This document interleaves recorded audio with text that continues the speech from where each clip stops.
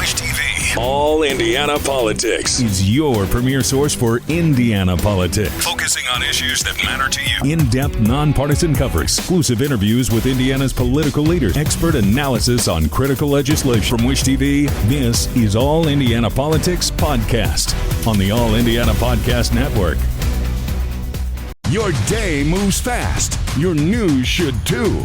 That's why there's a new and improved Wish TV app, bringing you more local news, breaking alerts, live streaming, weather forecast, radar, and Indiana sports, all in one place. Customize your news feed to see the stories that matter most to you and get the information you need when you need it. Download the new and improved Wish TV app today on iOS or Android and take News 8 with you everywhere. And welcome back to another episode of All Indiana Politics Conversations. I'm your host, Garrett Bergquist, the producer of All Indiana Politics, and we're continuing our series with the candidates for Secretary of State. Today we have Democratic candidate Beau Bayh. Beau, thanks for coming in today. Of course. Thanks for having me, Garrett. So, Beau, you had a pretty interesting upbringing compared to most people. Your dad was the governor of Indiana in your very early years, and then he was a U.S. senator for most of your formative years. And, of course, that's in addition to your grandfather, Birch Bayh, longtime U.S. senator. Tell me what that experience was like. Yeah, I was born on the north side of Indianapolis, and my dad was the governor of our state. So the first home that I went home to was the governor's residence. And growing up surrounded by public service has made an impact on me. And to be completely honest with you, that's one of the reasons that's one of the driving forces behind me seeking this office is that I was raised in a family where public service was, there was an importance placed on that, giving back to your community, trying to bring things in a more positive direction. And I want to try and do that in my own way here in this office. You just grow up hearing stories about different things that your dad or your granddad were able to do to help people who were in need. For example, one of the things that I'm most proud of that my dad did when he was leading our state was he instituted the 21st Century Scholars Program, which is a program that has allowed hundreds of thousands of kids all throughout our state to obtain great college degrees with no debt and go on to lead very fulfilling lives and have amazing families and so on. So you just grow up hearing stories like that, and it impacts you, and you want to live a similarly impactful life and give back. And I'm very thankful for what they've done for our state and our country. Now, growing up, did you primarily spend your time here or in Washington once your dad was elected to Congress? We were back and forth all the time for campaign events that he had or being with family here for Christmas or Thanksgiving or Colts or Pacers games. I went to Colts training camp every summer with my brother, who ended up working for the team eventually when it was at Anderson University. And some of the best memories I have of my childhood are getting Peyton Manning or one of my favorite Colt player of all time is probably Dallas Clark to sign a hand towel or gloves for me. And so those are just core memories for me growing up as a kid, but spent time back and forth. And, in my own way, I can only speak for myself. But when your dad or your granddad or your mom is representing your state in the United States Congress, as my dad was in the United States Senate, you kind of almost feel in your own way like you're a representative for our state. I was very proud of where we came from, being a Hoosier, and telling everyone there about our great state, and just very proud of our heritage. Tell me about the impact that your parents and your upbringing had on your political views. Yeah, so I think this is probably the case for a lot of families. You sit down at the dinner table and you talk about current events and you talk about big issues facing our society. And I grew up in a Christian household, and we went to church every Sunday, and so some of those beliefs have guided me politically. I think there's an obligation on the part of our society to look out for people who are struggling and provide an equal playing field for everyone to obtain or to have success and have the same opportunities open to them. So that kind of affected me as a kid growing up. Like I said, with my granddad, one of the things that he was able to accomplish in his public life is he authored a law called Title IX, which has allowed women to compete fairly in college athletics. And so every time I see Caitlin Clark or Sophie Cunningham or some other fantastic woman athlete, I think a little bit about the impact that he was able to make. Another thing that he did, which is more relevant to this office probably, is he authored an amendment to the Constitution which lowered the voting age from 21 to 18. At a time in our country where men were fighting and dying in the Vietnam War, they didn't have a right to vote on whether that war continued or not. And so it made common sense. If you're old enough to fight and die for your country, you got to be old enough to vote. And he was able to change to amend the Constitution to allow for that. And so you grow up, you hear stories about their service, and that impacts you. And I've had many opportunities open to me in my life. I've been very fortunate. And I have some obligation to give back. That's part of the reason I joined the United States Marine Corps, and that's why I'm running for this office, to try and make my state a better place.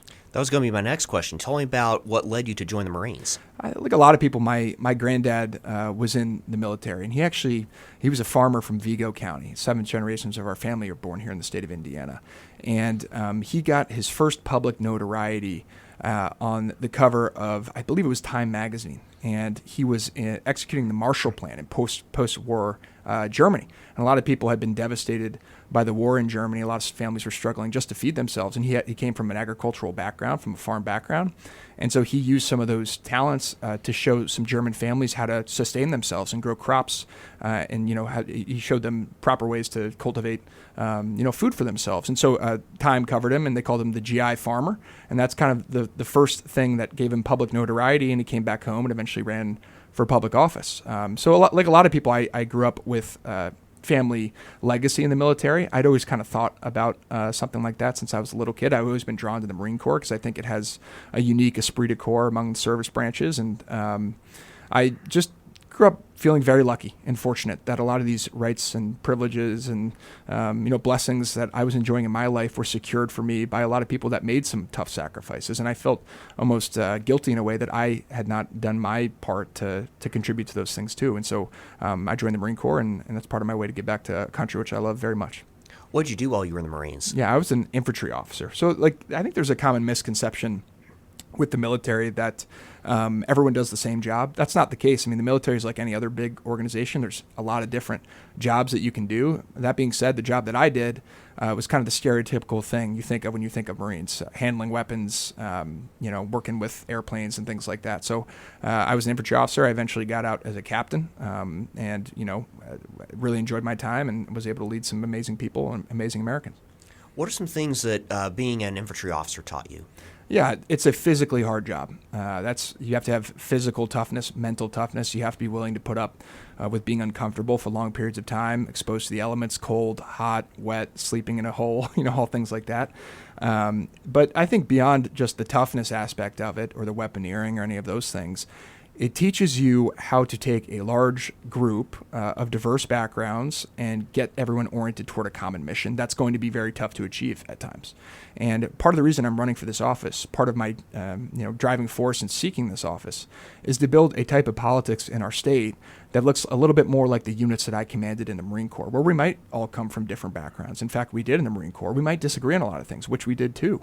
But at the end of the day, the things that brought us together, our love of our brother and sister, our love of our country, those things were more important than any of the little things that may have divided us. And unfortunately, in our politics today, in both parties, we have leaders that too often seek to divide Americans and pit neighbor against neighbor and focus on all of those little divisions rather than the big things that we all have in common. And so this campaign is about building a style of politics in our state where we focus on what brings us together, which will always be more important than what divides us.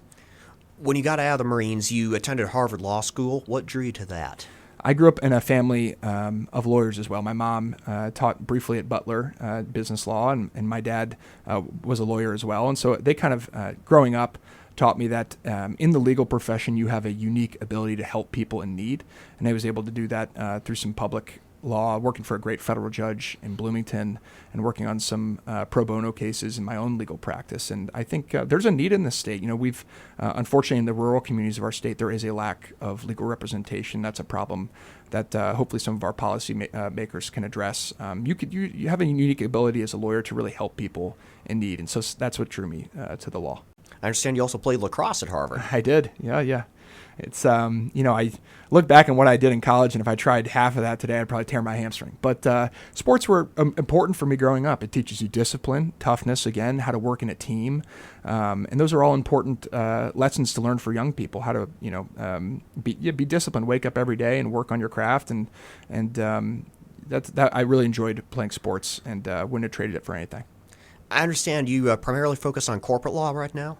I'm a commercial litigator. So we're primarily in court arguing on behalf of our clients. Now, one of the things that my legal practice does, which is relevant to this office, is we help entrepreneurs set up their businesses in our state. And as you know, one of the key responsibilities of the Secretary of State is the business overseeing the business division of this office and helping entrepreneurs start their companies and which create jobs and grow our economy. That's an extremely important function of this office. And then, at the federal level, I've worked on securities investigations with a judge in Bloomington. And so I have direct relevant job experience to the securities division of this office, which is tasked with investigating alleged securities fraud in our state. But I have a wide range of matters that we work on, and I really enjoy it. Some really complex things, and we're able to help people out.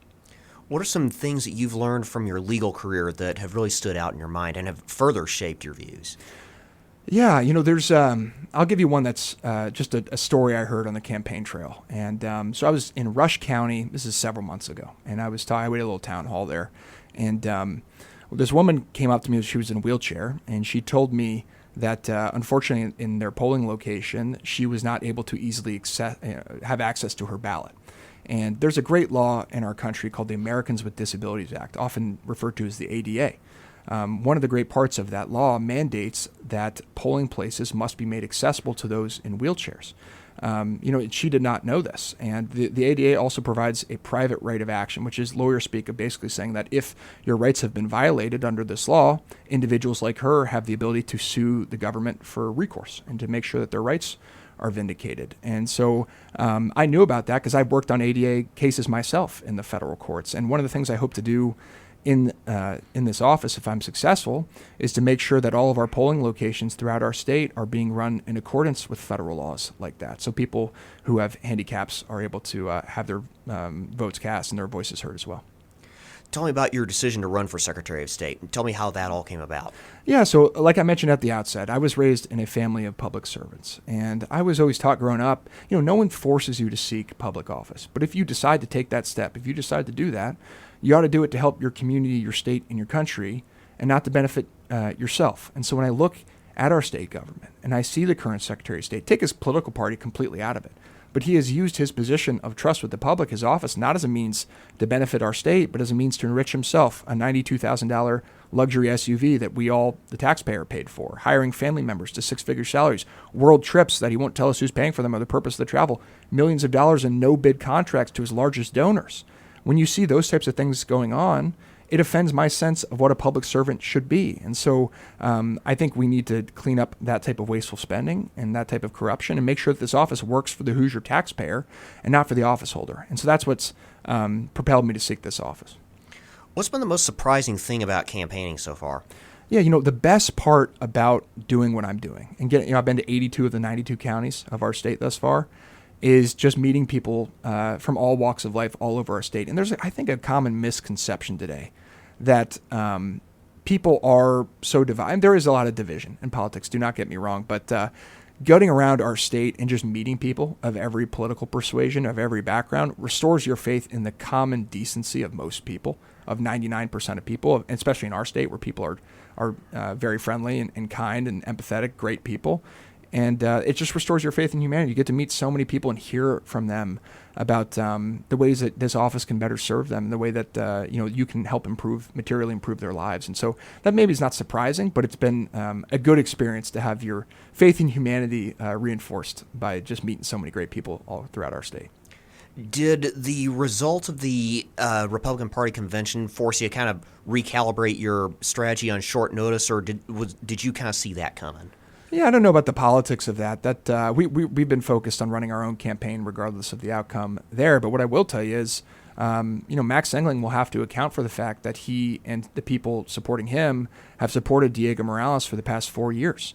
They knew about the luxury SUV, the no-bid contracts, the hiring the family members, the world travel, potentially on the taxpayer dime, we don't know, the hiring of, an illegal immigrant. This is, by the way, in the words of Dan Elliott, an illegal immigrant to his own office to oversee elections, right? They knew about all of these things, and yet they still endorsed him and propped him up for the past nearly 4 years. And so my first act as Secretary of State is going to be to open an independent audit of this office to rein in the corruption, rein in the insider dealing, and uncover anything else that has gone wrong and make sure that our tax dollars are being used appropriately. Max Engling has not made that same promise. There's a reason for that, because he is a part of the same system, the same corrupt system that has produced Diego Morales and allowed this type of nonsense to fester. Hoosiers are ready for fundamental change in an office that desperately needs it.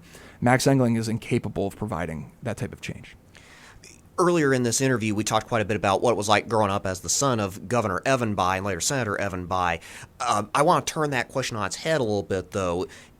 Out on the campaign trail, how do you kind of step away from that and say, hey, yeah, that was what my dad did, but I'm Beau Bayh, I'm running for this? How do you kind of make yourself your own man in that regard? You get to meet people and tell them about your motivating reasons for seeking this office. I'm not my dad, although a lot of people tell me I look like him, but I'm not him. I'm my own man. I've had experiences that are different than his, serving in the military. He's something he's never done. But a lot of the values that he raised me with, I do have. I think our government has an obligation to look out for people who are struggling, to set an even playing field for everyone to achieve the same success and opportunities, and provide for just great opportunities for everyone throughout our state. Those are the values he raised me with, and so I share those. We might talk about things a little bit differently, and the things that he confronted as an office holder back in the 80s and the 90s and the early 2000s are not the same challenges for the most part that we confront today. So, I think just introducing yourself to people and getting them to know you personally outside of, who your family is something that I've been focused on doing. Beau Bayh is the Democratic nominee for Secretary of State. Thank you for coming in today. Thanks, Garrett. Appreciate it. From Wish TV, this is All Indiana Politics Podcast on the All Indiana Podcast Network. Watch All Indiana Politics live Sunday mornings at 9:30 on Wish TV and at wishtv.com. Subscribe to this podcast and listen weekly here on the All Indiana Podcast Network. And be sure to discover even more great podcasts at allindianapodcastnetwork.com.